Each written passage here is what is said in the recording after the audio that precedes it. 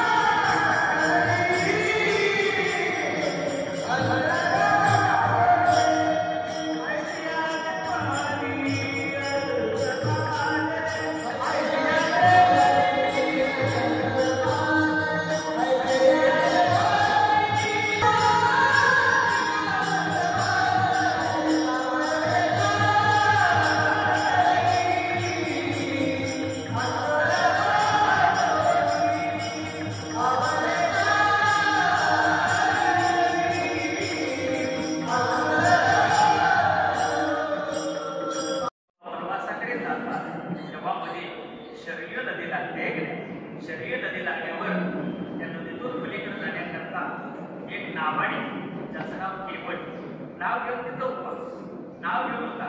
केवट आम्हाला पलीकडे सोडशील का? केवटाने सांगितलं तुमच्यासाठीची नाव. भगवान प्रभू रामचंद्र सीता मातेसहित त्या नावेमध्ये बसतात आणि नाव पलीकडे पोहोचली. पोहोचल्याबरोबर नावेतून उतरताना विचार करतात की आता या केवटाला द्यावं, आपल्याकडे तर जवळ काय नाही. राम प्रभूंनी सीतेच्या दिशेने नजर टाकली आणि सीतेला त्यांनी नजरेतून सांगितलं त्याला काहीतरी दे म्हणून. सीतेने आपल्या हातामध्ये असणारी मुद्रिका अंगठी काढली आणि केवटाला सांगितले तुला मोहन दामन घे, तुला देण्याकरता आमच्याकडे काही. केवट सांगतो प्रभू तुमचे पाय माझ्या नावेला लागले हे माझ्यासाठी खूप झालं, तुमचं मला आणखी काय नको. नाही तर देण्याच्या हातात देण्याकरता काही नाही, एवढं तरी किमान तू आमच्यासाठी घे ना. त्यावेळेस केवटाने सांगितलं प्रभू जातीच्या माणसाने जातीवाल्याकडून काही घ्यायचं नसतं. काय म्हणतात ते? जातीच्या माणसाने जातीवाल्याकडून काय घ्यायचं नसतं. आणि बघा तुम्ही व्यवहारामध्ये सुद्धा जातीवाल्याकडून जातीवाले माणसं घेत काका तुम्ही जर तुमच्याच लोकांना कधी पूजा सांगितलं काही दक्षिण घेता का? घेत नाहीत. मला जातीची माणसं जातीवाल्याकडून घेत नाहीत. मग सांगा मला कुंभाराने कुंभाराच्या घरामध्ये गाडगं दिलं तर त्याचा मोबदला कुंभार तसा घेत नाही. जातीच्या माणसाने जातीकडून घ्या. कुंभार कुंभाराकडून घेत नाही, सुतार सुताराकडून घेत अजिबात घेत नाही की नाही. नाविक नाव्याकडून घेत नाही, नाविक नाविकाकडून त्याची सेवा घेत नाही. जातीवाले कडून जातीवाले घेत नाही. आणि हा निकष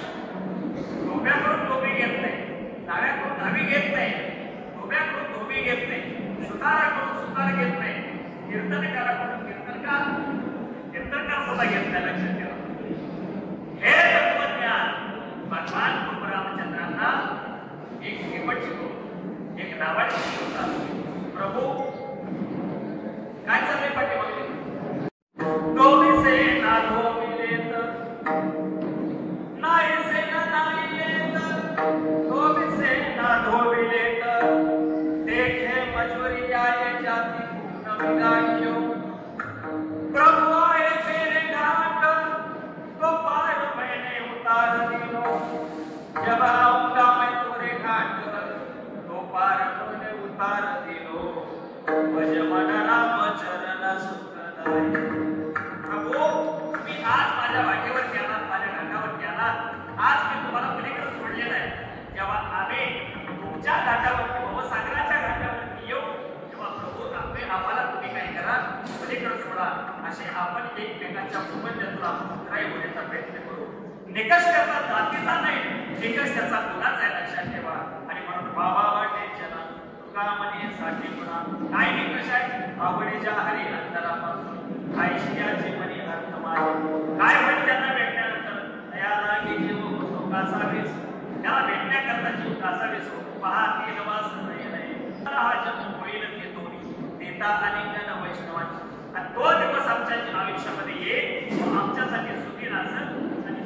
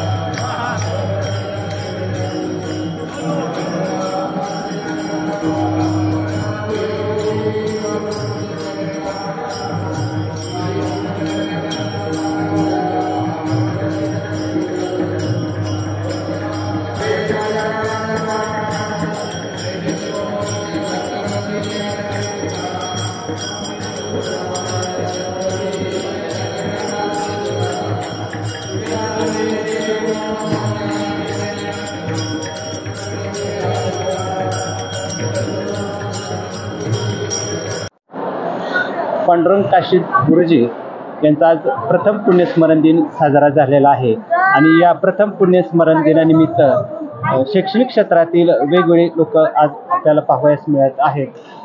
विशेष म्हणजे गुरुजींच्या बरोबर ज्या लोकांनी काम केलं तेही लोक आज आपल्या समवेत आहेत. वरपुटे मलवडीचे बनसोडे गुरुजी, याशिवाय पळशी येथील आरके खाडे गुरुजी, त्याचबरोबर सेवानिवृत्त अंकुश शिंदे गुरुजी, त्याचबरोबर जाधव गुरुजी कुकुडवाडचे आहेत आणि दहिवडी माने आहेत. तर हे सर्व आज गुरुजींना विनम्र अभिवादन करण्यासाठी कार्यक्रमाला आलेले आहेत. आणि आज आपल्याला गुरुजींच्या काही आठवणी आरके खाडे गुरुजी सांगत आहेत.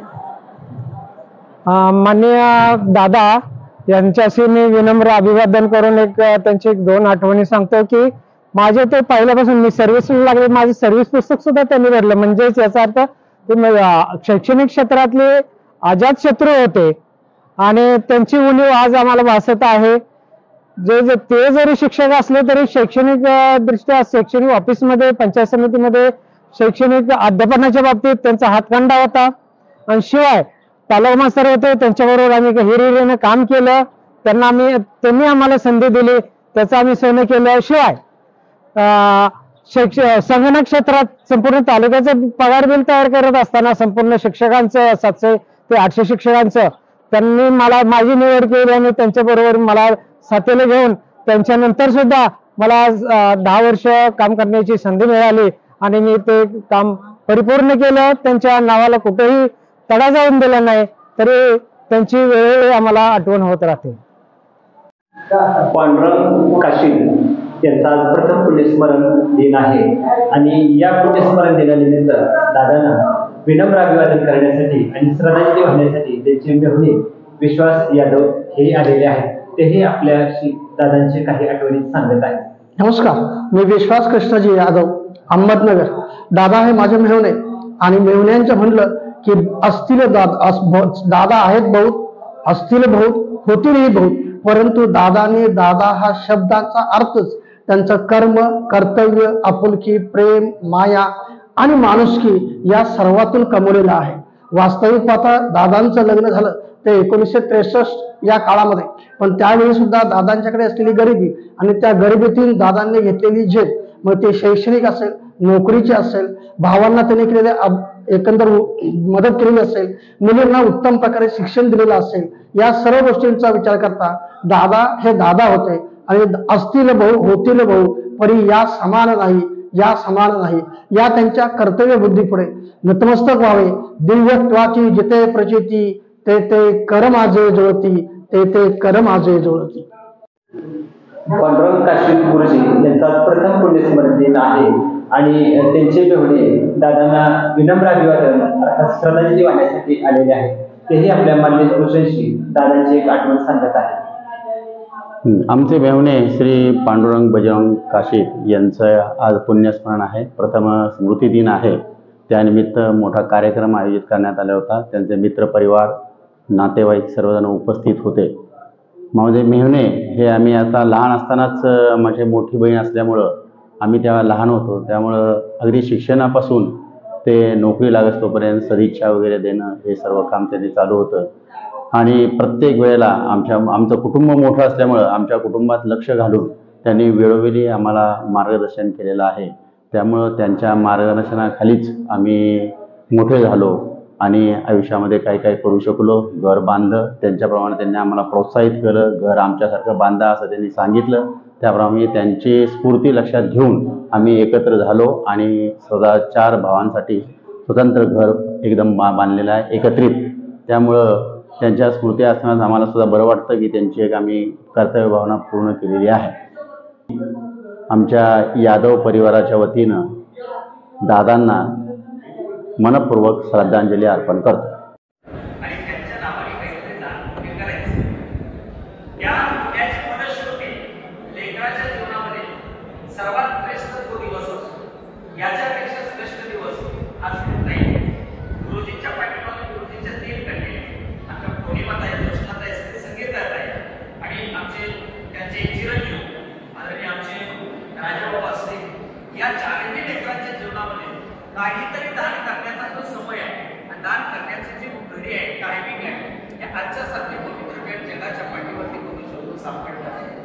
गुरुजी आपल्यामध्ये राहिलेले, गेले ते गंभीर ईश्वर विभूती आणि राहिले ते कीर्ती जगा माझे.